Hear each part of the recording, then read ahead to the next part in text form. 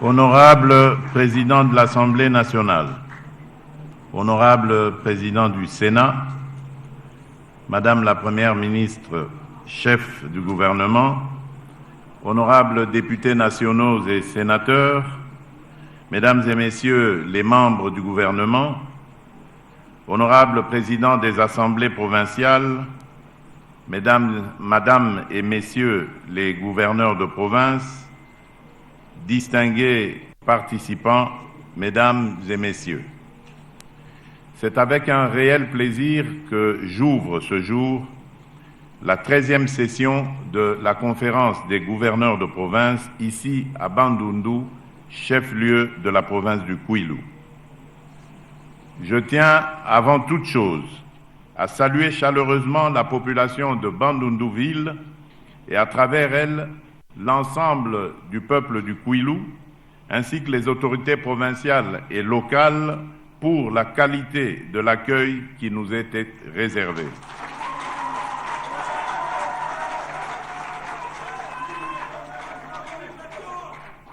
Dans cette hospitalité légendaire et exemplaire s'exprime avec force et simplicité l'attachement de nos concitoyens à l'unité nationale, à la paix et à la solidarité entre les provinces de la République. La tenue de cette session a une double exigence, constitutionnelle et politique. Constitutionnelle parce que notre architecture institutionnelle, notamment l'article 200 de la Constitution, ainsi que les articles 2, 7 et 10 de la loi organique numéro 08/015 du 7 octobre 2008, consacre la conférence des gouverneurs comme un cadre régulier de concertation entre le pouvoir central et les exécutifs provinciaux. Politique parce qu'à l'heure où notre pays doit produire davantage, mieux nourrir sa population, créer des emplois et renforcer sa cohésion nationale, la gouvernance territoriale ne peut plus être regardée comme une question périphérique. Elle est désormais au cœur même de notre ambition nationale. Mesdames et Messieurs les gouverneurs de province, distingués invités, Mesdames et Messieurs, le thème retenu pour nos travaux, transformation du secteur agricole, halieutique et pastoral, développement rural et connexion aux marchés urbains, engage directement l'avenir économique, social et stratégique de la République démocratique du Congo. Il touche à des enjeux fondamentaux, à savoir la sécurité alimentaire de notre peuple, l'emploi des jeunes, la réduction de la pauvreté, le rééquilibrage entre les villes et les campagnes et, au bout du compte, l'affirmation même de notre souveraineté. Dans le contexte international actuel, marqué par des tensions géopolitiques, la hausse du coût de la vie, les perturbations des chaînes d'approvisionnement, les effets du changement climatique et la compétition croissante autour des ressources stratégiques, une évidence s'impose à nouveau: aucune nation ne peut durablement prétendre à la puissance si elle demeure dépendante pour se nourrir, si elle laisse dépérir ses campagnes ou si elle abandonne ses territoires ruraux. Partout dans le monde, la question agricole a cessé d'être un sujet sectoriel parmi d'autres. Elle est redevenue une question de puissance, de stabilité et de souveraineté. Pour l'Afrique, cette prise de conscience a été clairement réaffirmée par la déclaration de Kampala sur les systèmes agroalimentaires résilients et durables, adoptée par l'Union africaine en janvier 2025 dans le cadre du nouveau cycle du Programme agricole africain global, CAADP, 2026-2035, entré en vigueur le 1er janvier 2026. Pour la République démocratique du Congo, cette réalité revêt une importance, une portée encore plus décisive. Notre pays dispose de terres immenses, d'un potentiel halieutique considérable, d'une richesse hydrique exceptionnelle et d'une jeunesse capable de porter une véritable renaissance productive. Et pourtant, nous continuons de faire face à un paradoxe que nous ne pouvons plus accepter, celui d'un pays abondamment doté par la nature, mais encore insuffisamment organisé pour transformer cette abondance en prospérité partagée.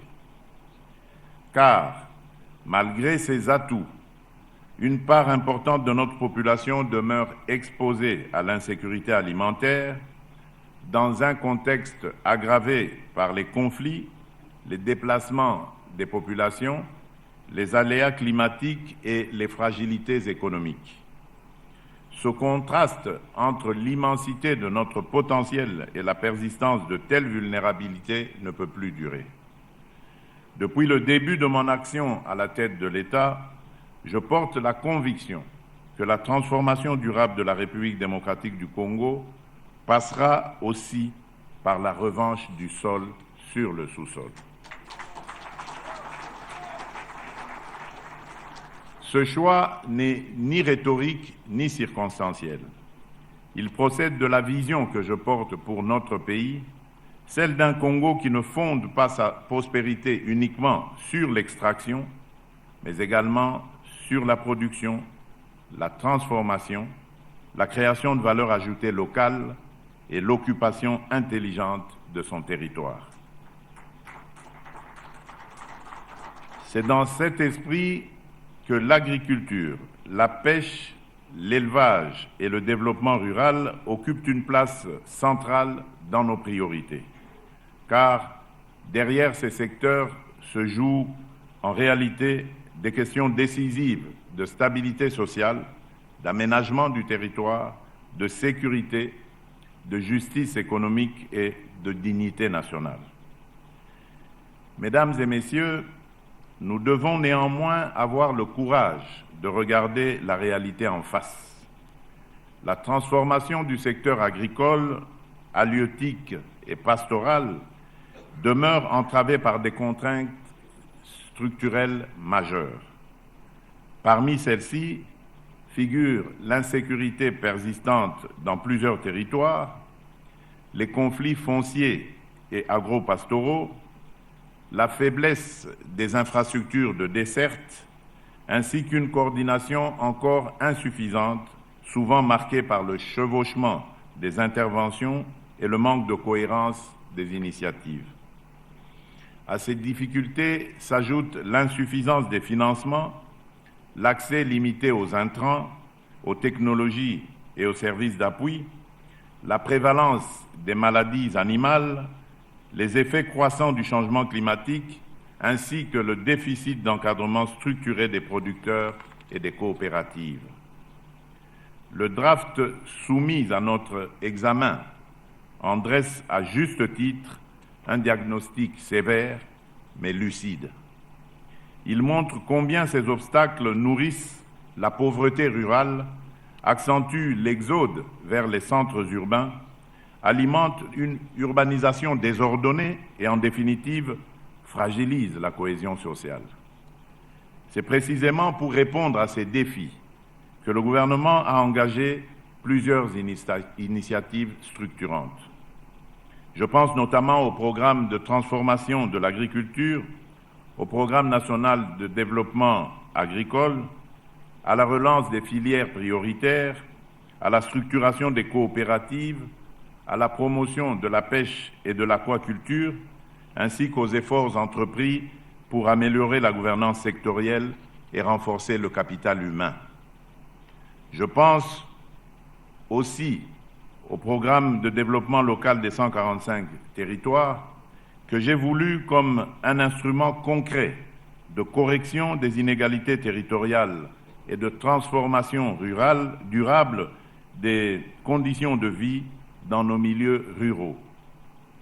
Comme le rappelle justement le draft, ce programme vise à rapprocher l'action publique des populations à travers la réalisation d'infrastructures et la fourniture de services de base à l'échelle des territoires. Je pense également au projet d'aménagement des agropoles appelés à jouer un rôle dans la révolution agricole que nous voulons conduire. Il s'agit de structurer les bassins de production, soutenir la transformation locale, créer des emplois et mieux relier le monde rural au marché.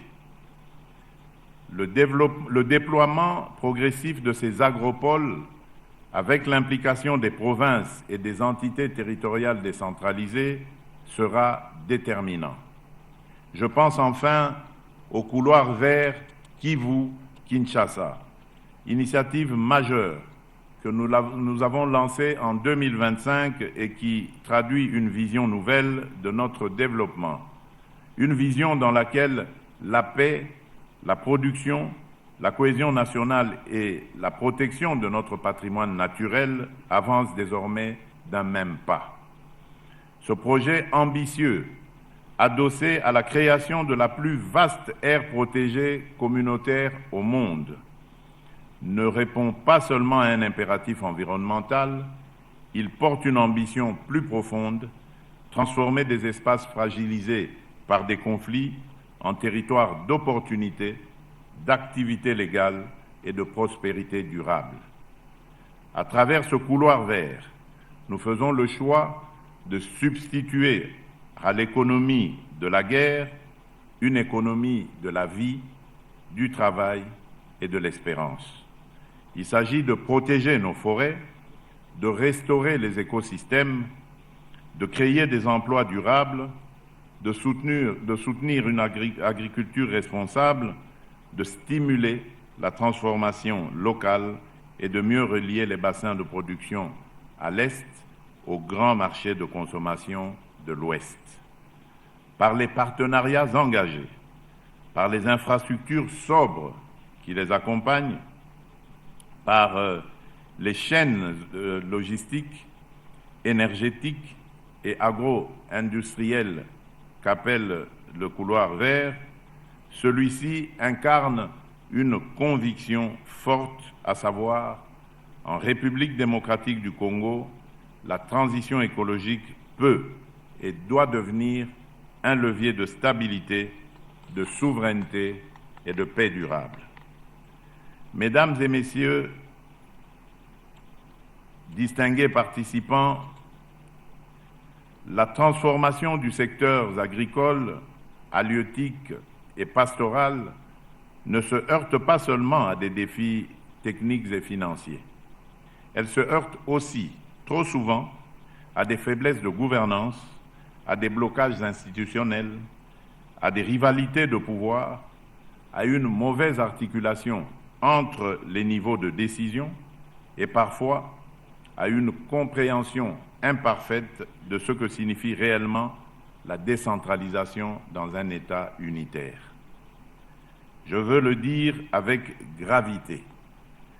La stabilité institutionnelle dans les provinces n'est pas un sujet périphérique. Elle est une condition du développement. Aucune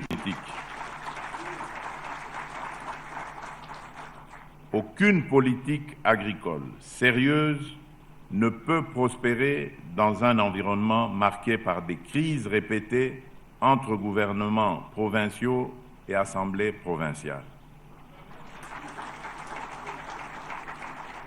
Aucun investisseur, aucun partenaire, aucune communauté productive ne peut se projeter sereinement là où l'incertitude politique devient la règle, là où les conflits institutionnels paralysent l'action publique et là où les priorités varient au gré des calculs de circonstances. De la même manière, aucun développement rural durable ne peut naître dans un climat dominé par l'affrontement permanent, l'instabilité des équipes, la confusion des responsabilités ou la politisation excessive des mécanismes de contrôle. La décentralisation n'a jamais eu pour vocation de faire des provinces des foyers de tension permanente.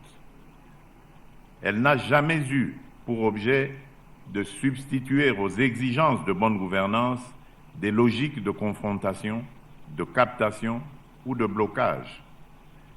Elle a été voulue pour rapprocher l'État du citoyen, pour adapter l'action publique aux réalités locales, pour responsabiliser les acteurs territoriaux et pour faire émerger dans chaque province des dynamiques de développement conformes aux potentialités propres, à leurs potentialités propres.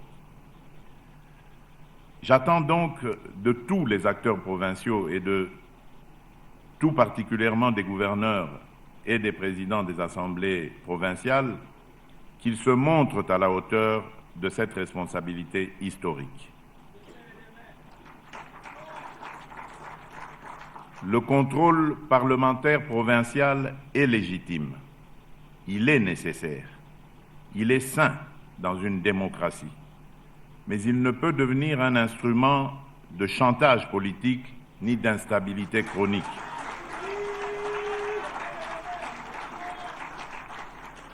Il ne peut être détourné de sa finalité pour servir des intérêts particuliers, des agendas personnels ou des équilibres précaires sans rapport avec l'intérêt général. De la même manière, l'autorité de l'exécutif provincial ne saurait s'exercer dans l'opacité, dans le mépris des textes et dans l'affaiblissement délibéré des mécanismes de redevabilité. Ce dont nos provinces ont besoin, ce n'est ni d'institutions paralysées, ni d'institutions rivales. Ce dont elles ont besoin, ce sont des institutions qui se respectent, qui coopèrent, qui se contrôlent mutuellement dans le cadre de la loi et qui gardent en toutes circonstances le souci supérieur des populations.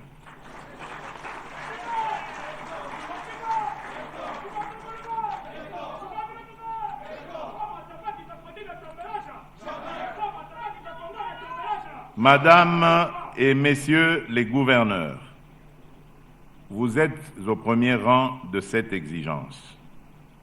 Dans vos provinces respectives, vous êtes les pivots de l'action publique territoriale, les relais essentiels de la vision nationale et les garants de sa traduction concrète sur le terrain. Vous n'êtes pas seulement comptable d'une administration, vous êtes responsable d'une méthode, d'un climat de travail, d'une discipline de gouvernement et d'une capacité collective à produire des résultats. À l'échelle provinciale, vous êtes les facilitateurs entre le pouvoir central, les entités territoriales décentralisées, les communautés locales et les investisseurs. À ce titre, votre responsabilité est décisive. Être gouverneur, ce n'est pas seulement administrer le quotidien, c'est imprimer une direction, maintenir la cohésion, prévenir les crises, arbitrer avec discernement et protéger les intérêts de la province sans jamais les dissocier de ceux de la nation. C'est en définitive faire vivre la République jusque dans ses territoires les plus éloignés. C'est un sacerdoce.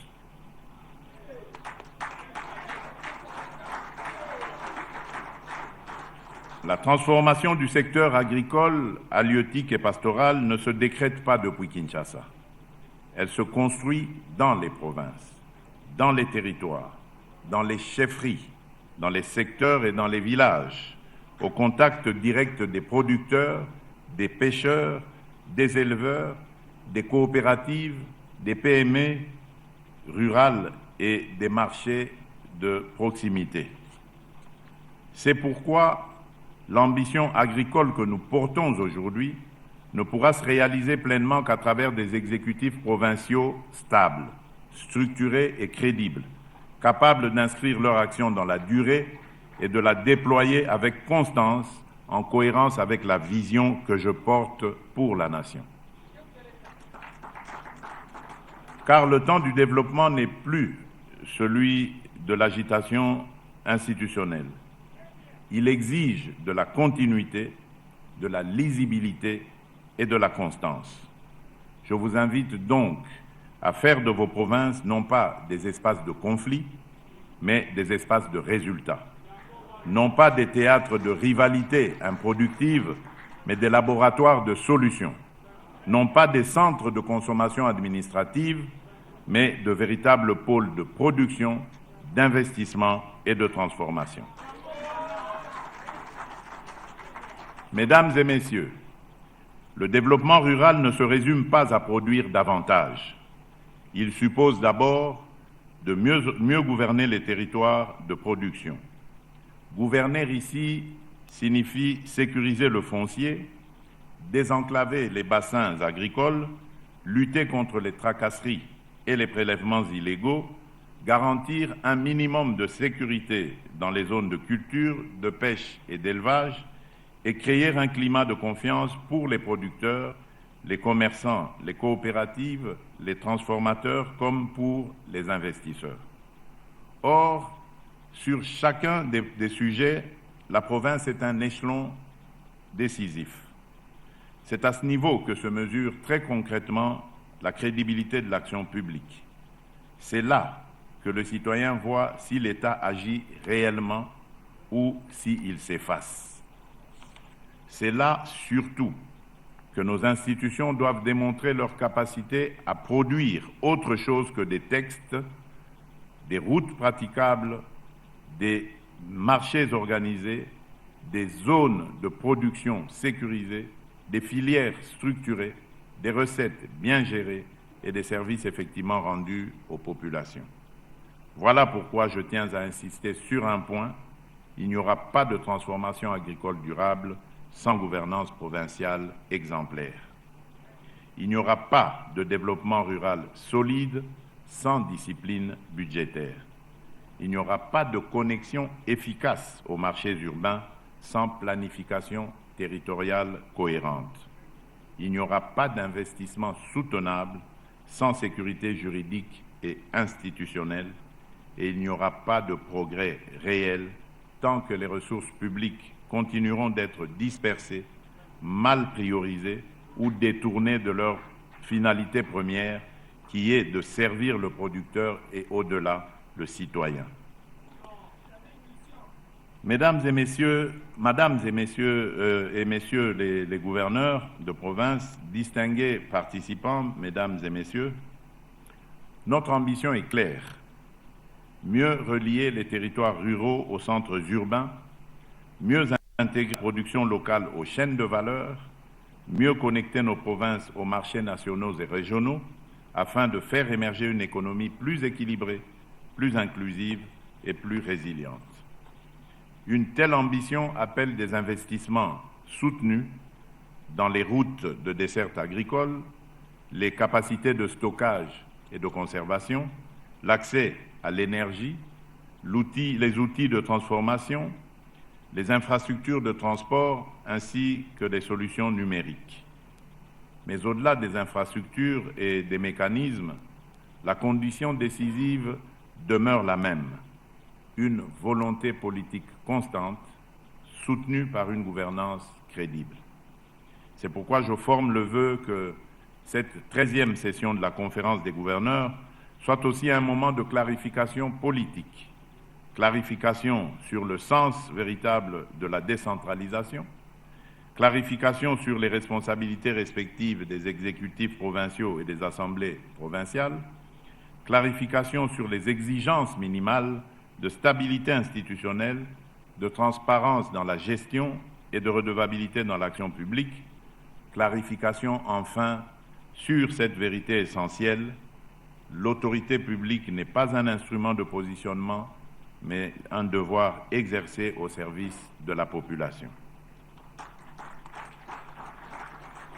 Nous devons sortir, partout où elles subsistent encore, des logiques de crise répétées, de blocages stériles et d'arrangements précaires. Nous devons faire prévaloir une culture de responsabilité, de continuité de l'État et de résultats mesurables. Nous devons surtout démontrer à notre peuple que les institutions provinciales peuvent être des instruments d'efficacité, de stabilité et de développement et non des foyers d'incertitude. Madame et Messieurs les gouverneurs, j'attends de vos travaux des recommandations précises, réalistes et courageuses. J'attends qu'elles portent non seulement sur la transformation des secteurs agricoles, halieutiques et pastoraux, mais également sur les conditions institutionnelles, administratives et de gouvernance sans lesquelles cette transformation demeurera inachevée. J'attends enfin que chacun reparte d'ici avec une conscience renouvelée de sa responsabilité, car au fond, le sujet de cette session dépasse largement le seul cadre sectoriel. Il nous renvoie à une interrogation plus fondamentale. Quel type de gouvernance voulons-nous pour accompagner la transformation de la République? Voulons-nous une gouvernance de l'agitation ou une gouvernance de la structuration? Voulons-nous des institutions en concurrence ou des institutions en complémentarité? Voulons-nous administrer la pénurie ou organiser la production? Voulons-nous subir nos contradictions ou bâtir méthodiquement notre souveraineté? Au fond, le choix qui est devant nous est simple. Soit nous continuons à subir nos contradictions, celles d'un pays riche, mais qui importe encore trop, celles d'un pays fertile, mais où la faim progresse encore, celle d'un pays jeune, mais où trop de bras demeurent sans emploi, soit nous décidons avec méthode, constance et discipline de faire de nos provinces de véritables pôles de production, d'échange et de prospérité. C'est ce second chemin que j'ai choisi pour la République démocratique du Congo.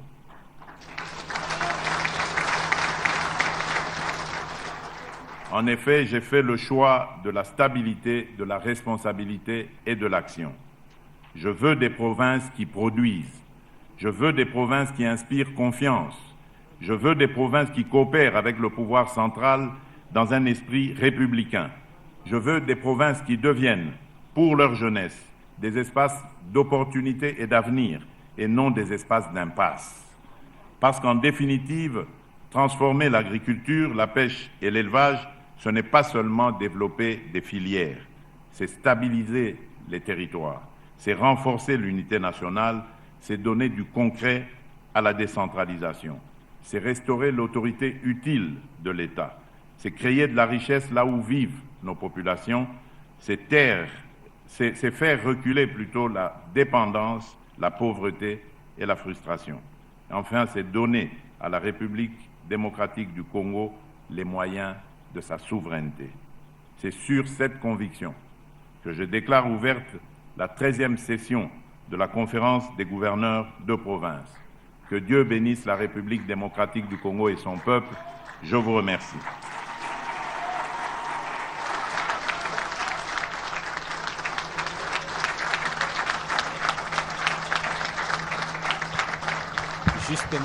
Justement, ce discours méritait un standing ovation. C'est un discours structuré, c'est un discours qui, en réalité, est révolutionnaire.